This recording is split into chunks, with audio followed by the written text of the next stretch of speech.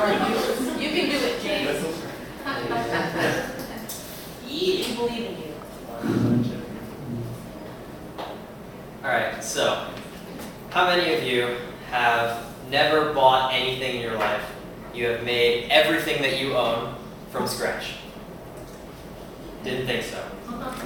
So, the question I'm here to answer is, why do we do that?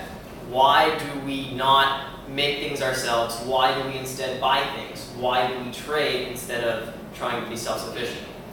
So in order to answer that question, I'm going to need to explain and define the concepts of opportunity cost, comparative advantage, and specialization. So first, let's start with opportunity cost. According to The Economist, the true cost of something is what you give up to get it. This includes not only the money spent in buying or doing the something, but also the economic benefits that you did without because you bought or did that particular something, and thus no longer buy or do something else. So basically what that means is that opportunity cost is not the money that you pay for something, but what else you could have got with that money. So for example, if I have $5, and I take that $5, I could go buy a hamburger, or I could go buy a CD. The opportunity cost of buying one hamburger is one CD. It is not the $5 that I'm spending, but it's the alternative that I could have gotten with that $5. So now that you understand opportunity cost, I can move on to comparative advantage. So according to the Library of Economics and Liberty, it is a person has a comparative advantage at producing something if he can produce it at a lower cost than anyone else. Now, when they say at a lower cost, they mean at a lower opportunity cost, which means that they have to give up less of producing other goods to produce that good. And here is my chart. So, in this example, in this chart, you have one good, you have guns. Another good, you have butter. These lines here represent the different combinations of guns and butter that a person could produce with their resources. So, the red line is Sam, the blue line is Zim. Sam could produce 9 guns if he used all of his resources towards guns.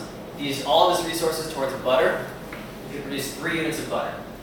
Zim, 2 guns or 2 butter. So, opportunity costs. In order to produce 1 more gun, Zim only has to give up 1 unit of butter. Sam, in order to produce 1 more unit of butter, he has to give up 3 guns. So, in this case, Zim has the lower opportunity cost to produce butter, because he only has to give up 1 gun. Sam has to give up 3 guns. So, Zim has the comparative advantage in guns. Or in butter, because he has the lower opportunity cost. So, now that you understand opportunity cost, I can move on to specialization. This is, what I said earlier about if he put all of his resources towards guns, he could produce 9 guns. Specialization is when you do that. Specialization is when you take all of your resources and you put it into the production of a single kind of good, instead of trying to produce some of both.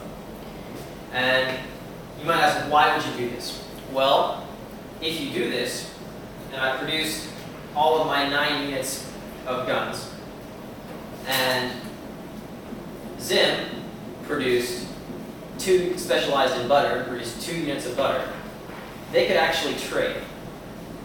And Sam could give Zim 2 guns per 1 unit of butter. So Sam would actually get more butter at a lower cost to him than if he had instead produced it on his own.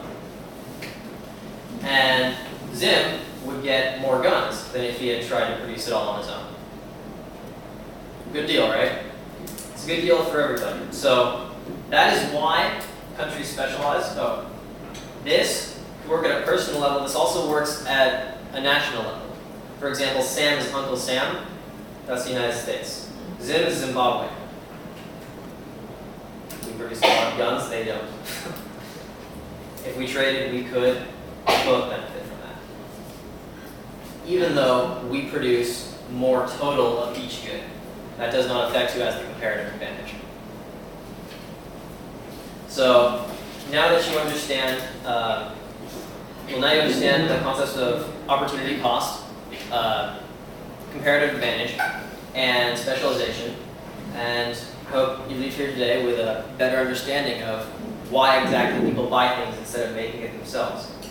And so the next time you go to the store, I hope you all look at that shirt you're about to buy and say, thank God that person has a comparative advantage in producing shirts. Thank you.